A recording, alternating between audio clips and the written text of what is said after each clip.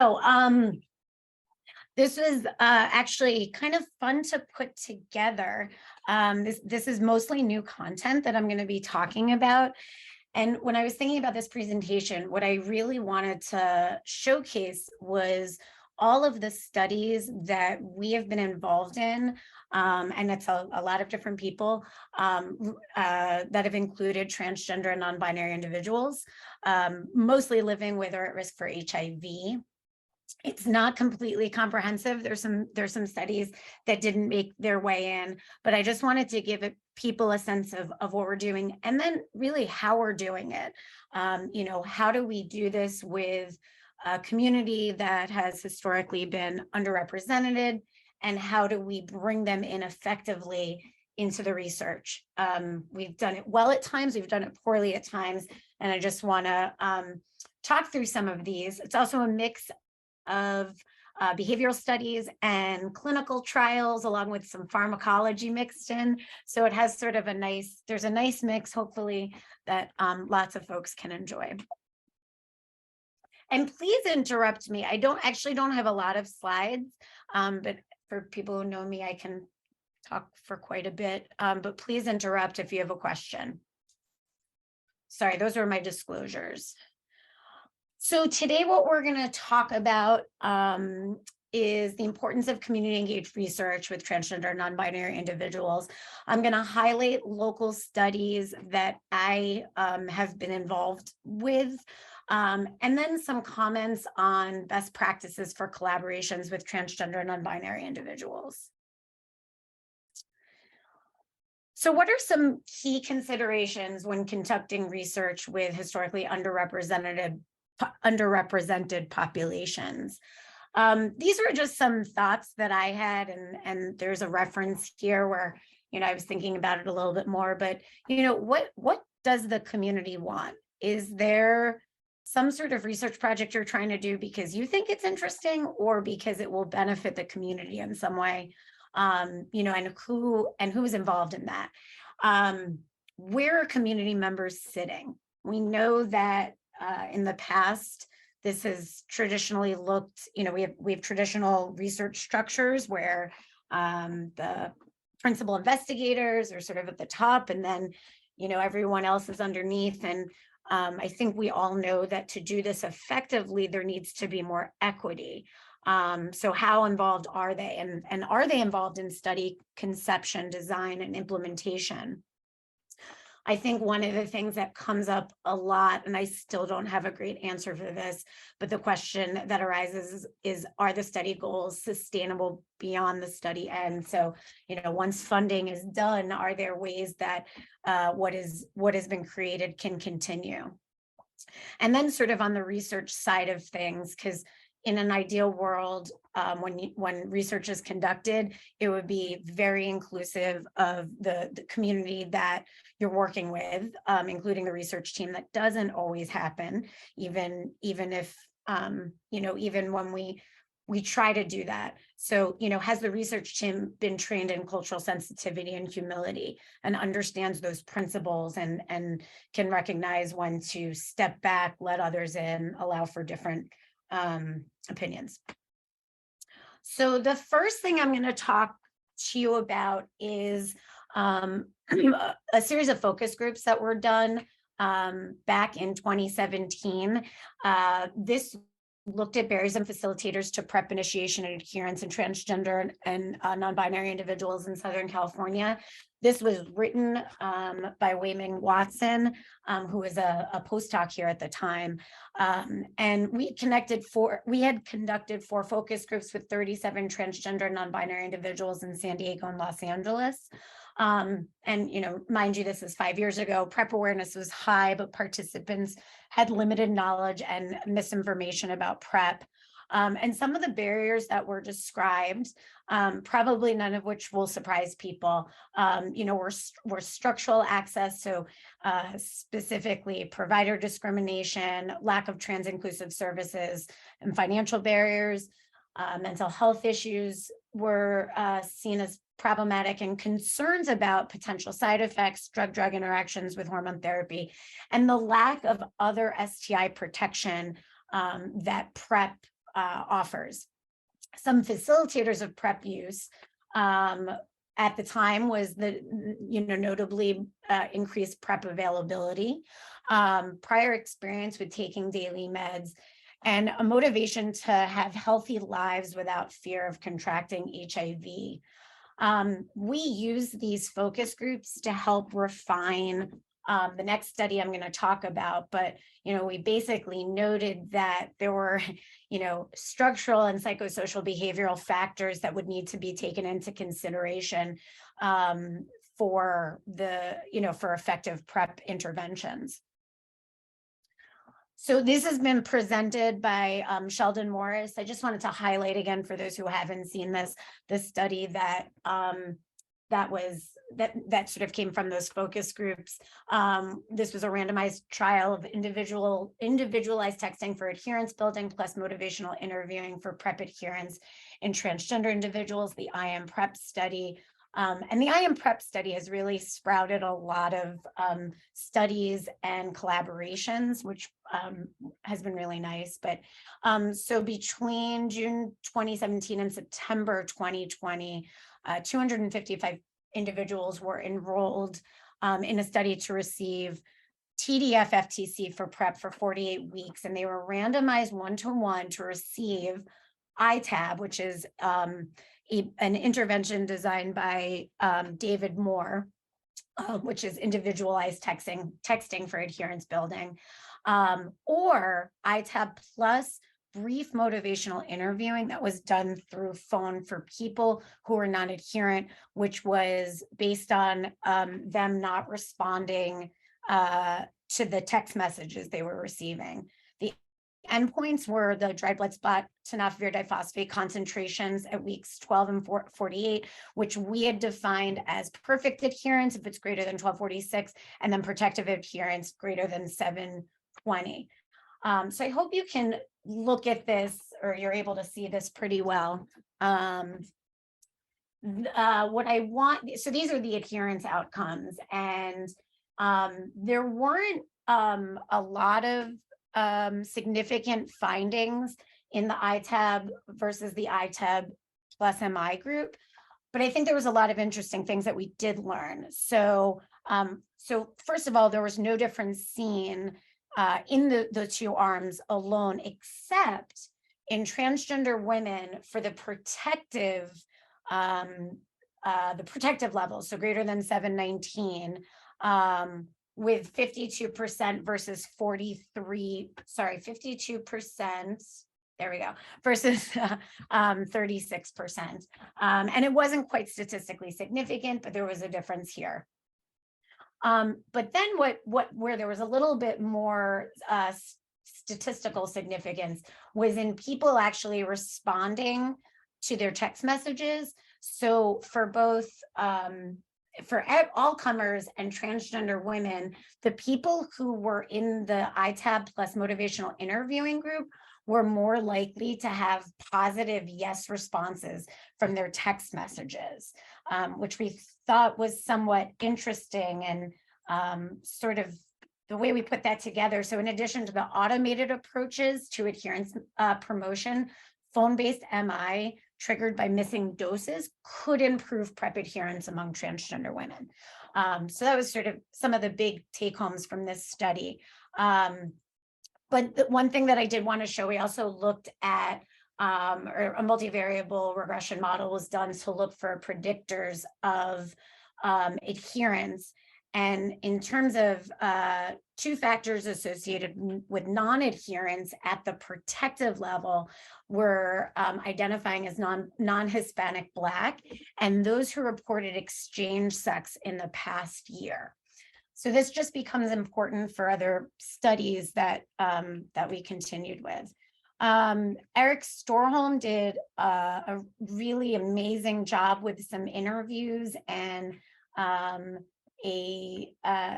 basically a qualitative analysis of facilitators of PrEP persistence among specifically Black and Latinx transgender women in this study. This was informed by the socio-ecological framework, and for those who don't know what that is it posits that individuals exist within larger systems, and those higher level systems directly influence individual behavior. So 30 interviews were conducted, but this study or this manuscript only included those who had at least one protective drug concentration, which ended up being 23 individuals.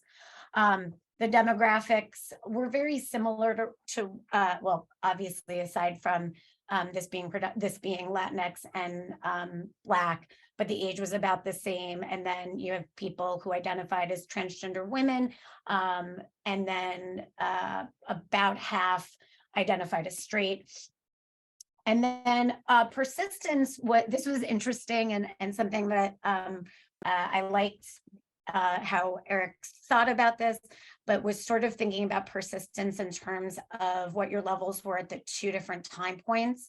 So at week 12 and week 48, did people have high levels of persistence, meaning above 720, low high, meaning the first time it was low and then it became high, and then the other way, started off high and then ended up becoming low. And you can see the breakdown there where, the majority did have high levels of persistence.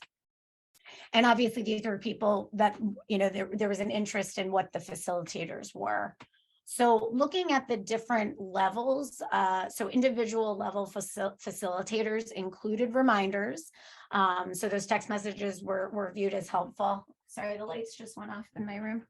Having high individual level HIV risk perception, feeling empowered to take PrEP, and reporting having improved peace of mind and mental health because of taking PrEP. Some of the interpersonal community level factors included feeling motivated to prevent HIV in the community, and motivation to prevent HIV in the context of sex work, and then having high community level HIV risk perception, meaning, outside of just you, but sort of what's happening in the community. And then structural level for facilitators, including having positive experiences in affirming healthcare settings and having PrEP visits combined with other gender-related healthcare visits. Sorry.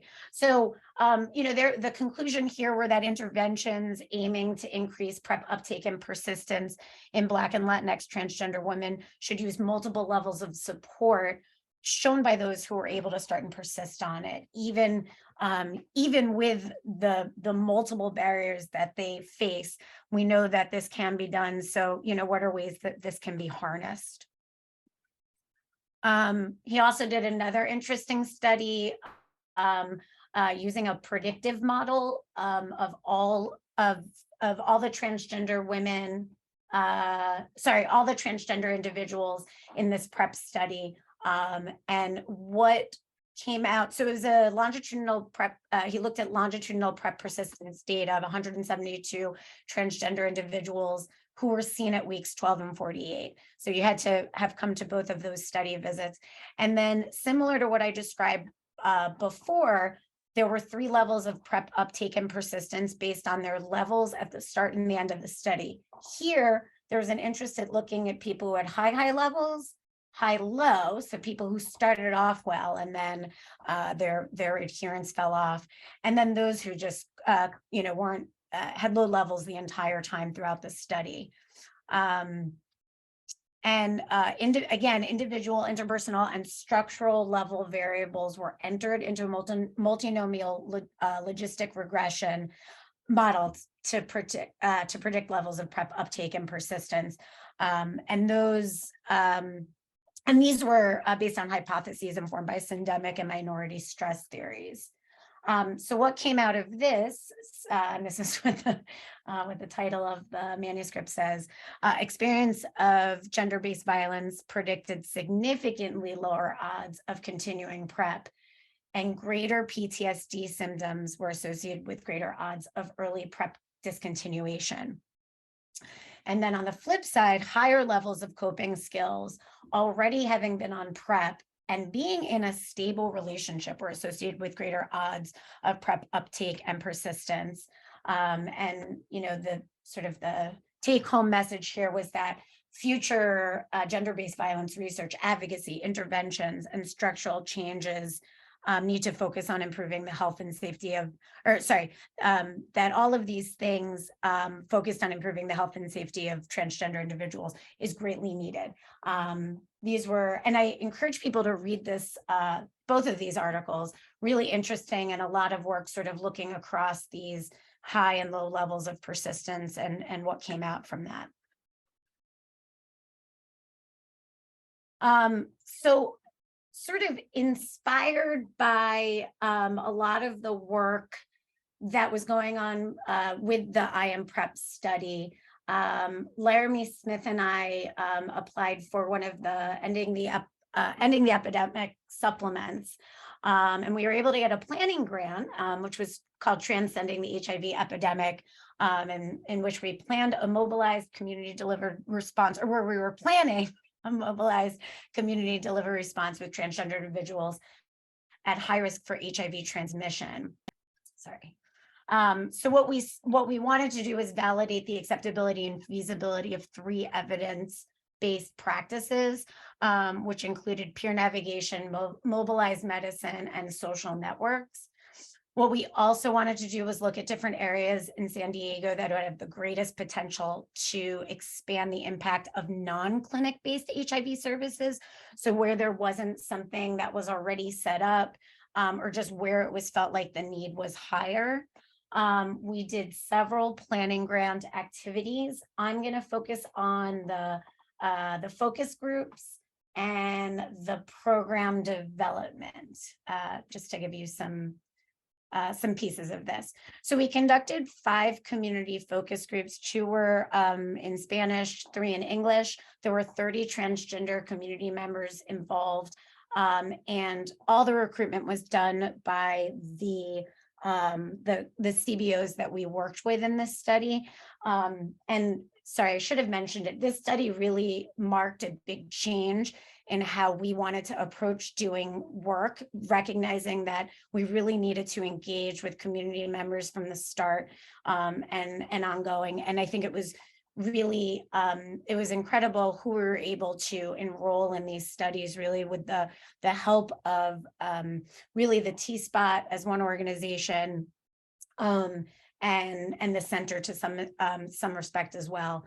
And so there were about 60% Latinx individuals, 70% Black individuals. And the idea was to focus on people with factors that we know were associated with difficulty engaging in care. So 72% engaged in sex work, 89% experienced violence, 21% reported problematic substance use, and then 57% reported all 3 of those things. And what we were looking at were HIV service facilitators and barriers, and we asked questions, and then we wanted to know the community perspective. So, what influences how HIV services are perceived? And the community said that, with anticipated stigma and medical mistrust, that had strong effect on how services were both perceived and used.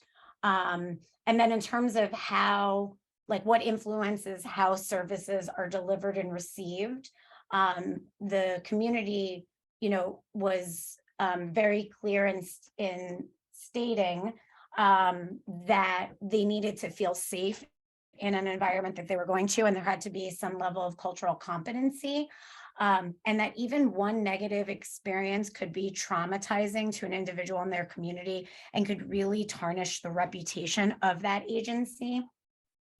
In terms of external factors that influenced how services were accessed, those included negative effects of transphobia, which include things like job loss, unstable housing, the use of sex work and substance use, unmet mental health service needs, and then cost of accessing services. So, just the time to get somewhere, the fact that you might lose income, going to visits can be emotionally laborious for people, and then, just accessing transportation. And then, what did they really see being important in in changing how those HIV services are perceived. And this came out, and this has come out again and again, accessing services from providers who look and talk like you, and particularly our Spanish speaking, or people in the Spanish only group. They said that there was just such a strong need for providers who were fluent and understood some of the needs that others could not. And so, so taking all of that, we also did some key informant interviews, and we put together what we wanted to do. And we thought we could, to help reduce that stigma and medical mistrust, having a peer navigation was going to be the key to this. And people really thought that it sort of was the active ingredient for this project. And then how we could reduce structural barriers and deliver and improve access to services.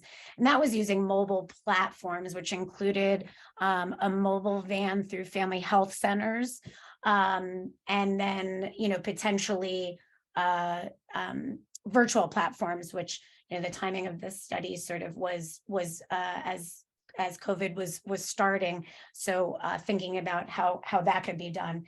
And then, how to make people feel safe and that they're receiving culturally sensitive care. There really was a palpable need for greater transparency and accountability in how lapses in care are managed. And so the idea was to form a collaborative accountability working group that would identify some of these issues and then feed it back to people. Unfortunately, we were never able to get funding for the actual implementation of this, but we used this study, the ideas that we learned, we've used them again and again for other studies. So I don't think of it as a loss, although maybe someday we'll be able to do it. Just mobilized medicine is very expensive, is some of the things that we've learned. But sorry, so we did recognize that providers play a role in this. And I worked with a now second-year endocrinology fellow. She was a UCSD resident at the time, Sophie Cannon, to conduct a survey looking at knowledge of experience with and willingness to prescribe hormone therapy to transgender individuals with HIV. We worked with IAS USA to access about 2,500 HIV practitioners. We ended up with 385 participants who were mainly from primary care and IDHIV. 57% of people prescribed hormone therapy, but only 7% received formal training. The thing that I wanted to highlight here were the barriers to prescription, and lack of training was cited as one of, that sort of came out as the most common one. And this is something that, a lot of us are working to try to change. But there were some other things here too. The lack of having these individuals in your practice. I would probably say you just have to look harder or ask the right questions. And then lack of available qualified mental health professionals. A lot of people think that managing transgender patients, depending on what their needs are, that having a mental health professional can be really helpful. And I agree with that. This can be a difficult thing to overcome. And then there was a smattering of other things, and of course, people with personal or religious objections to prescribing.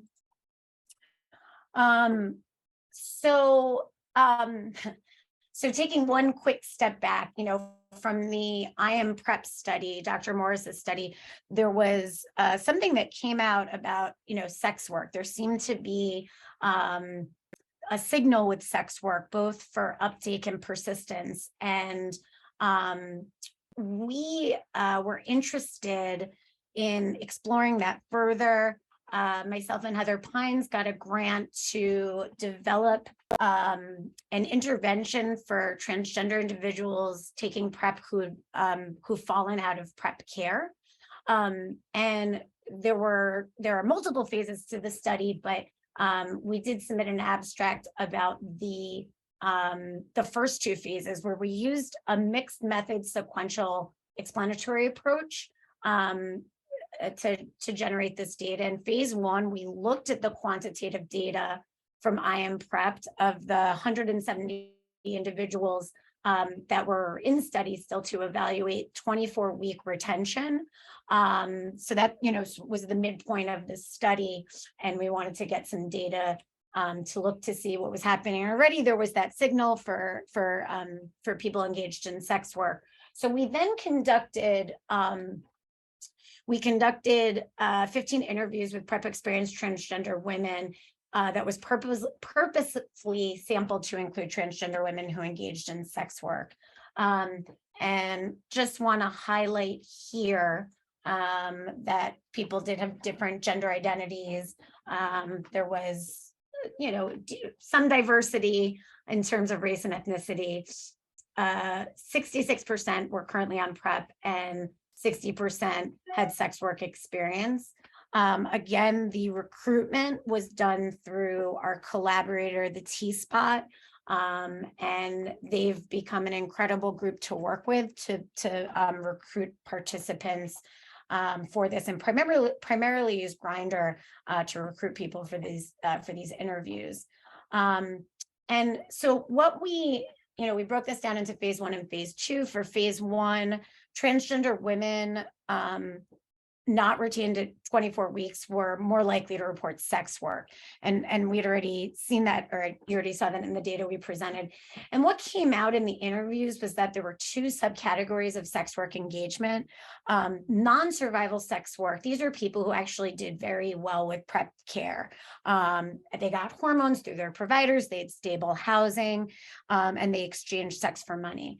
Then there was the survival sex work group that had a much greater challenge staying in PrEP care, had street-based clients, unstably housed, black market hormones, and were frequently exchanging sex for drugs. The other thing that we saw was that people who were not retained at 24 weeks in I Am Prepped were less likely to report hormone use. And what came out in the focus groups was there was a consistent priority of hormone therapy over PrEP, with hormone therapy as a basic necessity and life-saving. But a lot of people noted that, if you could do the 2 together, that was a very useful thing, and that there were benefits to both. Also, transgender women not retained at 24 weeks more often had severe drug use disorder or drug use patterns. And this was definitely seen as a barrier to PrEP in the interviews, and often used in the context of sex work.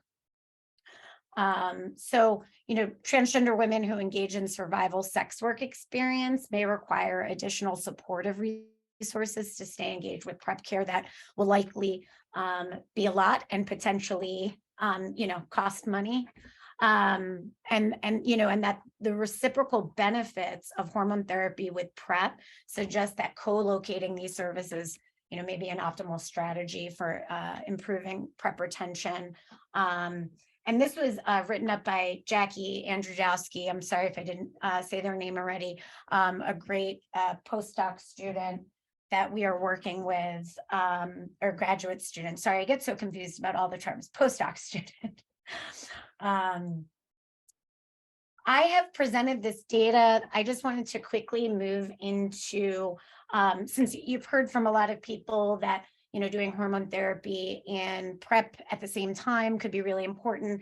What do we know about the effect of hormone therapy on PrEP and vice versa? We presented this data at CROI this year, again from the I Am Prep study.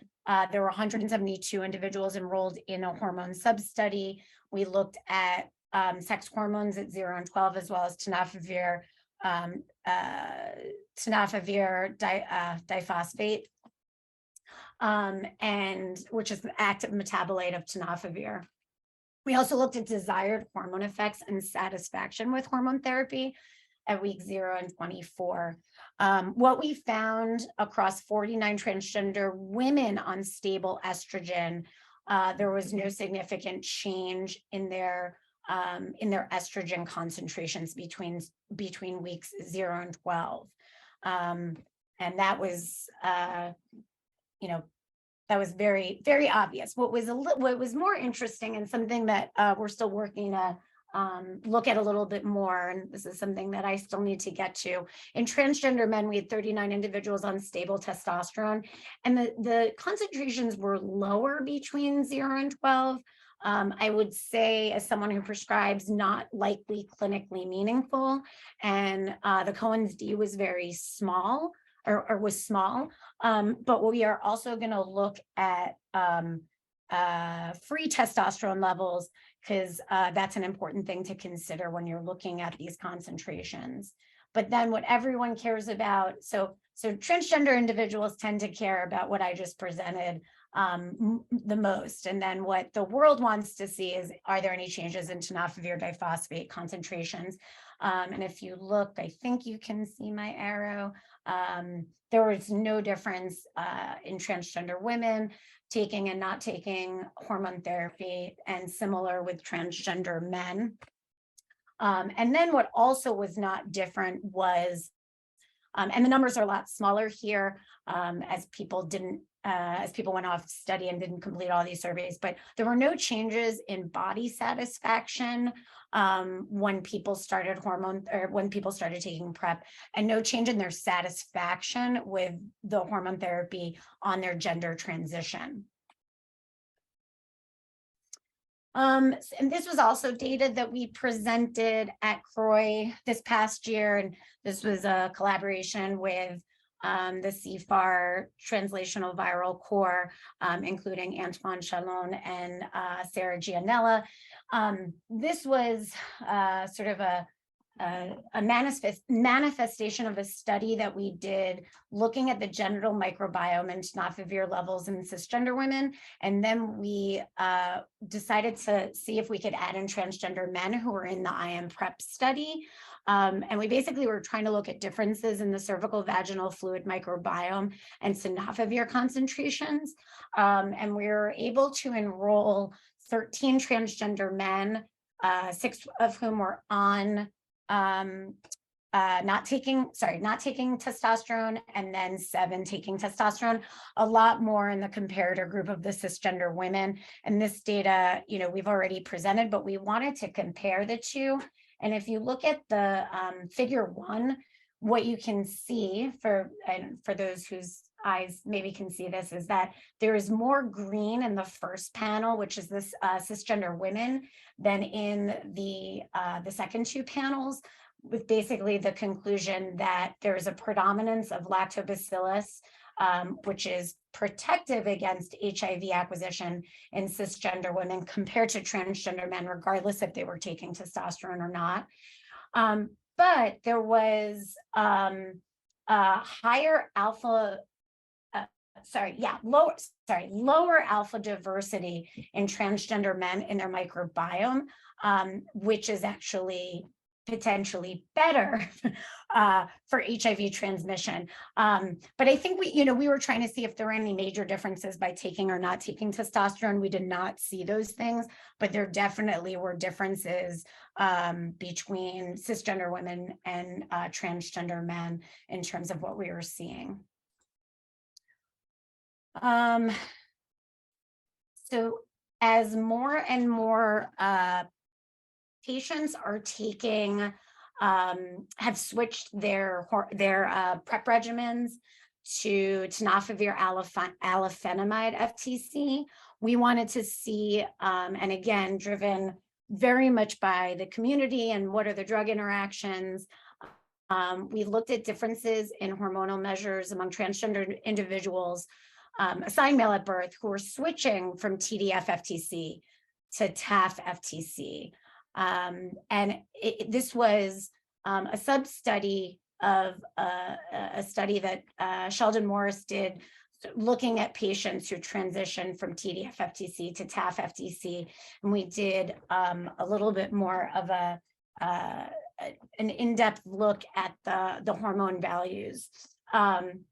And we looked at estradiol, testosterone, and sex hormone binding globulin while on after they'd taken at least 12 weeks of TDF FTC, and then after 12 weeks on TAF FTC after that switch.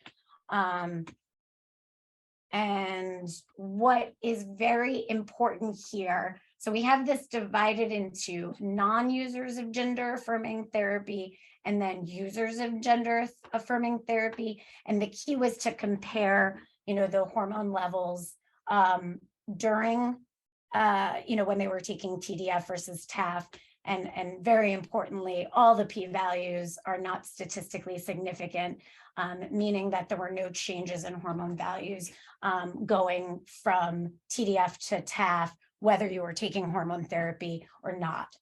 But obviously, it's the estradiol, testosterone, and sex hormone binding globulin findings are more important for people taking gender affirming therapy, and there were no statistically significant differences. So this is work that is ongoing, and this took sort of Herculean efforts for it to happen. This was a collaboration with Mackenzie Cottrell at UNC, and she was really interested in looking at the impact of feminizing hormone therapy on PrEP pharmacology, particularly in the rectal compartment. There was, data initially that the rectal tissue was really, one of the keys to ensuring that people were protected when they were taking PrEP. And I think even more so now with the on-demand regimens, the 2-on-1, there's been some data on rectal compartment tissues, that can show that getting those levels up high is really important for protection.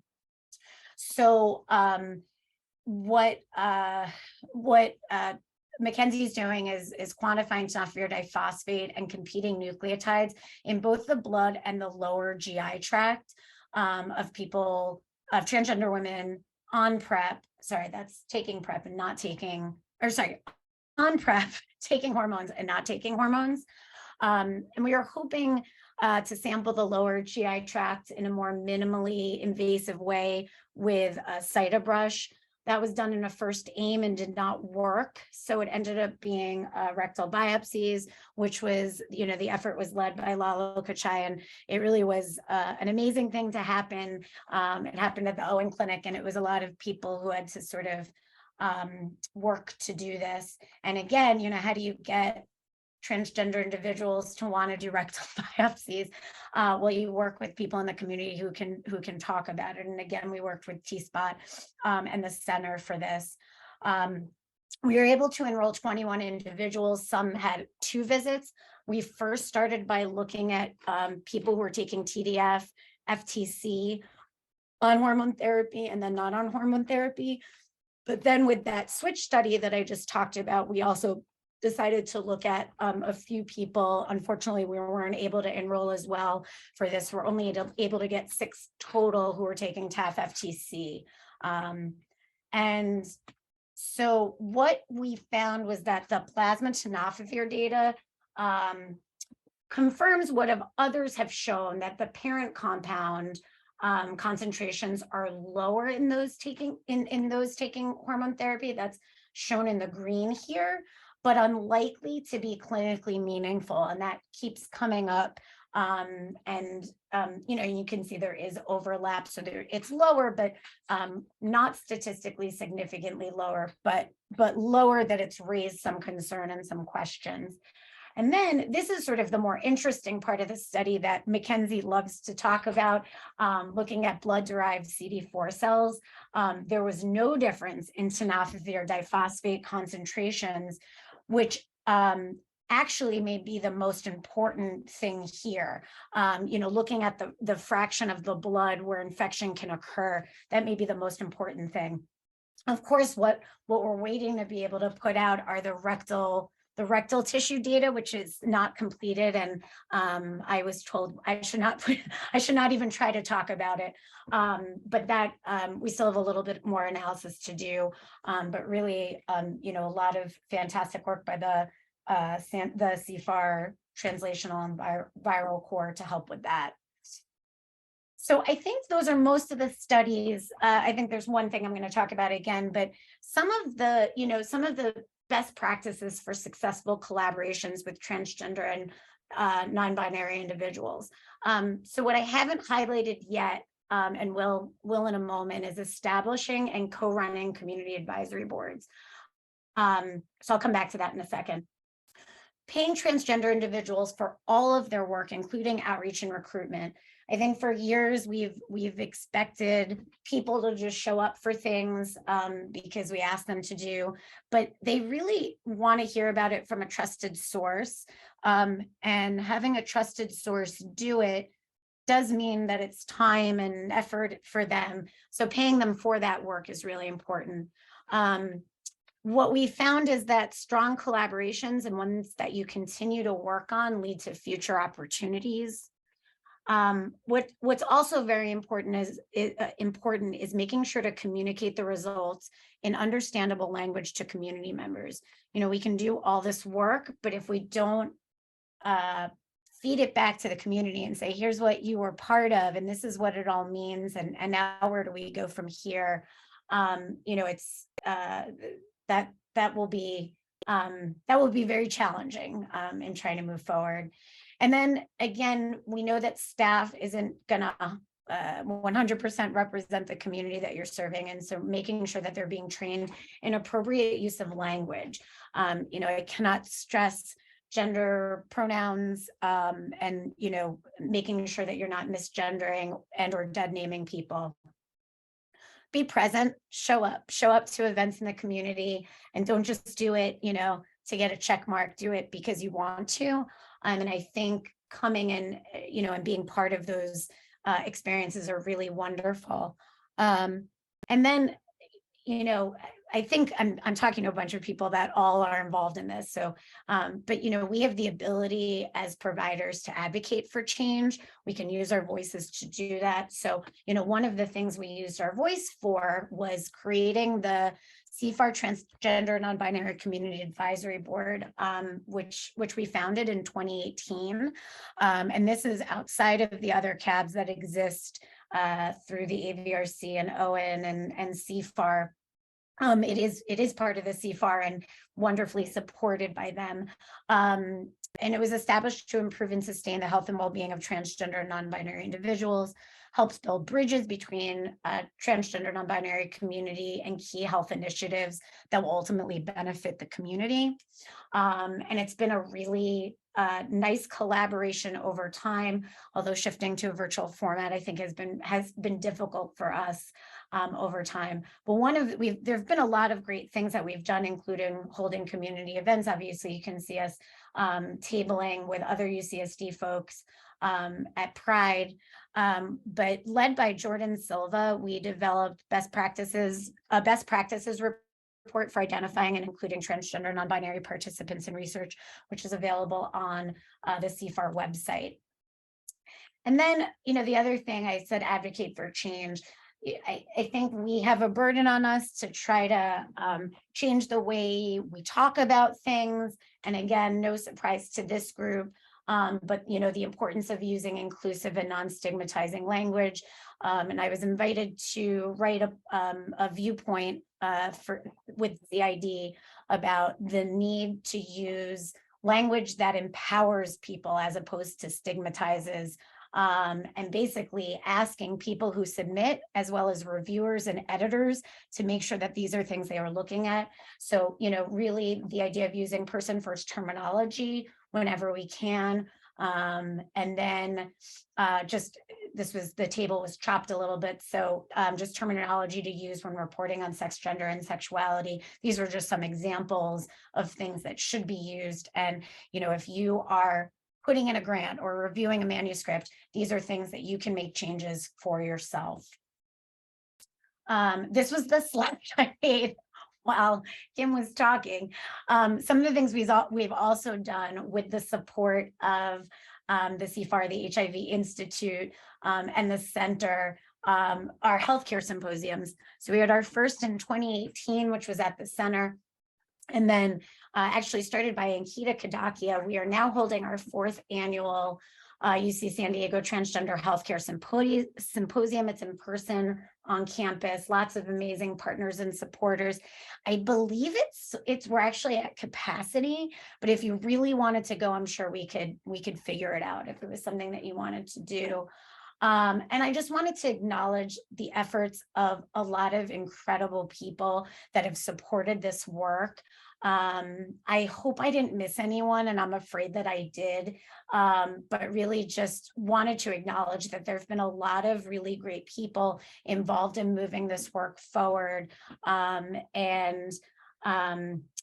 You know, as much as we can continue to bring in transgender individuals into the studies that we do, really integrating them in every part of this will continue to make our studies stronger and more relevant for these communities. And that is what I have. Thank you.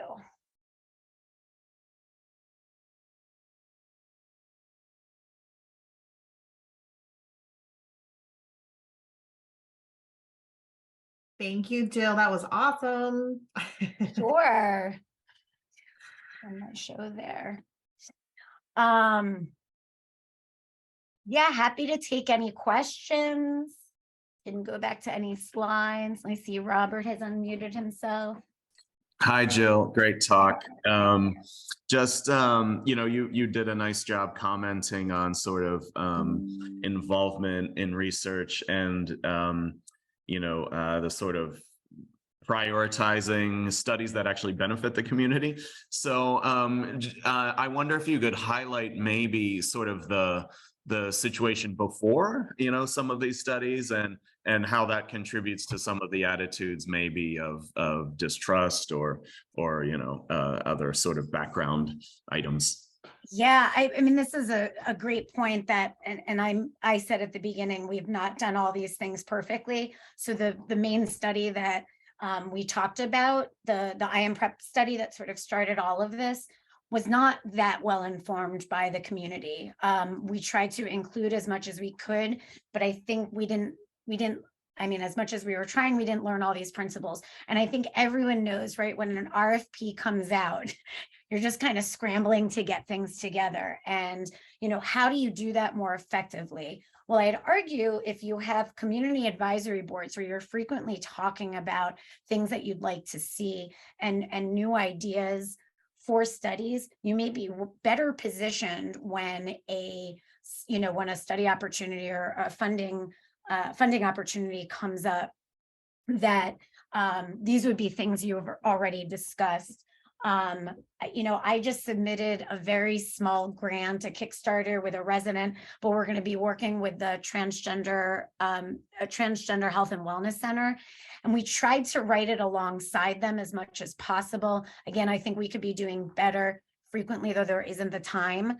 I think everyone could take a page out of Laramie Smith's book, who really tries to do almost all her work very much hand in hand with the community. So I think it's as much as you can doing some pre-thought.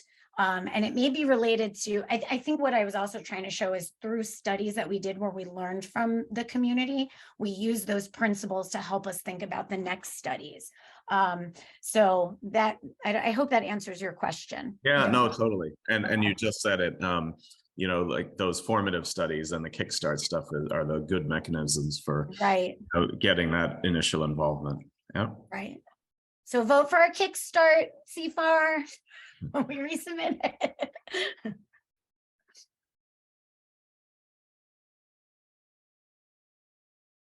Anything else? Oh, Anik. Hi, Jill. Always with the good questions, I'm sure. No, it's actually probably an unfair question, but I was wondering if you could share your thoughts on what transgender people feel the priorities are for research right now around PrEP. What I think their priorities are for research, specifically around PrEP. Around PrEP, yeah. Okay, so I mean, I can talk a little bit from the study that we're conducting right now. And I actually haven't seen data on this recently, like outside of what we've done. You are putting me on the spot here. I really do think, and maybe I'm anchoring on it more, but I think the idea of making sure that accessing gender healthcare can be really done at the same time as PrEP. and really should not have to be separate things is one of the highest priorities. So, what does that look like from a research standpoint? Is it an implementation study where you're looking at places that don't do that to see the effect of combining? But there definitely have been other places, particularly in San Francisco, that have shown that this works. I really do think some of the hormone therapy concerns have been put to bed with a lot of studies that have come out. I think we still need some data from a cabotegravir standpoint. There's some data that suggests that, again, there'd be no bidirectional effect. And again, maybe that's not the priority of the community. This is where I think it gets really hard, and you are definitely putting me on the spot for this. I think one of the things we keep bringing back to the community is people are falling out of PrEP care, right? We know that retention is worse for transgender individuals. So what do we need to do? What is it that we need to learn to improve that? And unfortunately, so much of this does come down to structural barriers that I don't think we figure out so easily in study. But so going back to what I did with Laramie Smith and others for that study, there was really great enthusiasm for mobilized medicine, and really, it was really sad because we did member checking and everyone's like, this is great. We cannot wait to see this happen. And we didn't get the next stage of funding, and tried a couple of things, but didn't go further. I think there was a lot of interest around really bringing PrEP to the people where they are. But again, that's very expensive. So I don't know. I feel like I rambled. I'm curious other people's thoughts. I mean, Anik, you've been studying this as well. What do you think? Yeah, I mean, to be honest, I don't know, because I haven't been talking. I mean, I've been very involved in the IMPREP demonstration study in Peru, and the dropout was huge, and the big finding in a way was that those people who came because they were interested in PrEP were much more likely to remain versus those who came to the clinic for something else, and they were like, oh, there's this study going, do you want to join? And they were like, yeah, sure. And then, I mean, but that was kind of like the main finding. It was just kind of like initial interest or initial kind of it was age, that younger people were more likely to fall interesting. But then we can't link those who stopped using with HIV incidence. There should be a way to do it through their personal identification, because you should be able to kind of go back to the HIV database in Peru, but it's kind of beyond what we're able to do. So we're not even sure that dropping off is actually a bad thing or not. Right. Yeah, I mean, and the other thing that came out in our focus groups, a lot of people were like, well, I came for this study when you paid me. And then when the study ended, there wasn't really much motivation for me to do it. Some people were able to link to providers, and some people just wasn't that high of a priority. And I think for a lot of people, it does come, and I think that sex work was really interesting, of people who are doing this for survival reasons and then non-survival. And I do think that survival, the group that identified survival sex work, is a fascinating group. And we were actually really hoping to make our study the one that we will be piloting an intervention purely with individuals who engage in sex work, and we didn't think we'd be able to enroll well enough to do it. But there's no question there are big signals there, and that's a group that, what do we need to do to help them? And I'd argue again that might be where the mobilized medicine or going to them helps. And I do think that's what came out, but probably not well enough and a little bit jumbled. So sorry if I was not that articulate. I find that to be a complicated question. Yeah, no, it's also interesting because something that's interesting to me is, kind of like the interaction or the integration of PrEP care with substance use care. And also whether substance use disorders kind of have a negative effect on PrEP adherence.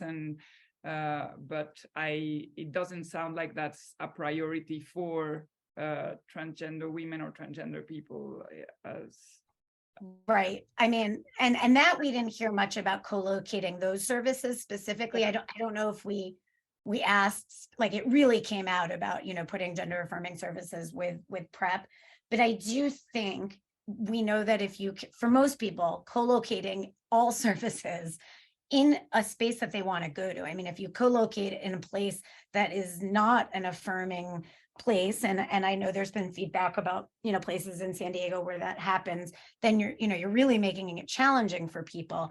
So there really has to be such an overhaul of the way we do care in the healthcare system, which we always talk about in these things. So but yeah, and I realize it's noon, so thank you, Jill. This was super Thanks, interesting, Kate. like a really good kind of like crunch of information. we're doing a lot of stuff and it's great. And so well, thanks everyone. Thank you, Jill. Bye. Bye everyone.